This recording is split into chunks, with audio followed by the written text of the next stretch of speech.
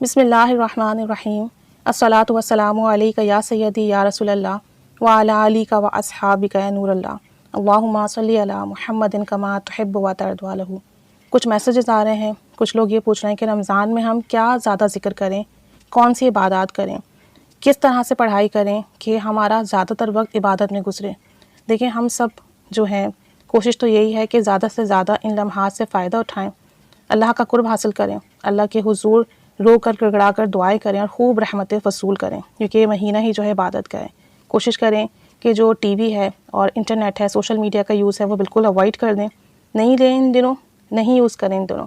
اور اپنا ایک روٹین بنا لیں، اسکیجول بنا لیں۔ دیکھیں، روزہ جو اس میں فرض ہے وہ سب سے بڑی عبادت ہے، مین عبادت ہے، سب کر رہے ہیں۔ تراویح کا ہمیں تحفہ ملا، الحمدللہ، وہ ایک عبادت ہو گئی۔ دوسرا، قرآن پاک کثرت سے پڑھیں، کیونکہ قرآن پاک عام دنوں میں جب ہم پڑھتے ہیں تو ہمیں ثواب تو ملتا ہے، لیکن جب رمضان المبارک میں پڑھیں گے تو بے پناہ ثواب ملے گا۔ تو قرآن پاک کا اپنا ایک ٹارگٹ فکس کر لیں کہ مجھے اتنے قرآن پاک ختم کرنے ہیں،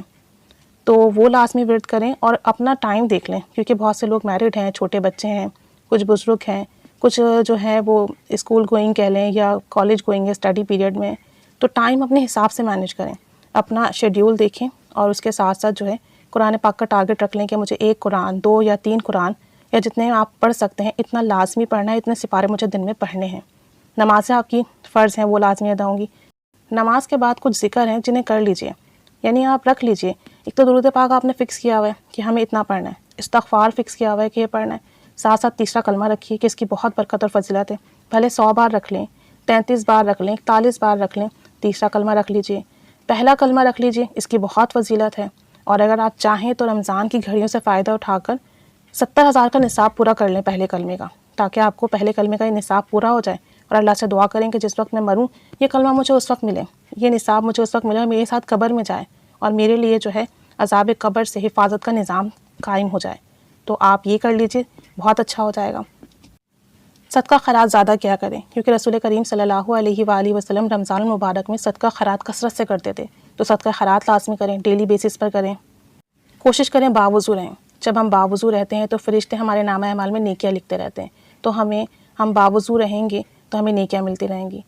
اور چھوٹے چھوٹے اعمال ایڈ کر لیں اپنی لائف میں، جیسے کہ سبحان اللہ و بحمدہ، سبحان اللہ العظیم۔ یہ کلمات ادا کرنے میں تو بہت ہلکے ہیں، لیکن نامہ اعمال میں بہت بھاری اجر و ثواب کا حامل ہوتے ہیں۔ تو اس طریقے سے آپ اپنے ٹارگٹ خود سیٹ کریں، ہر انسان اپنے حساب سے، قرآن پاک، ساتھ ساتھ درود شریف، استغفار، اس کا ٹارگٹ سیٹ کر لیں کتنا کتنا پڑھنا ہے، ساتھ ساتھ ایک ایک تسبیح ڈیفرنٹ درود پاک کی ڈیلی ورد کریں، ساتھ جو ہے آپ اپنے کلمہ شریف ایڈ کر لیجئے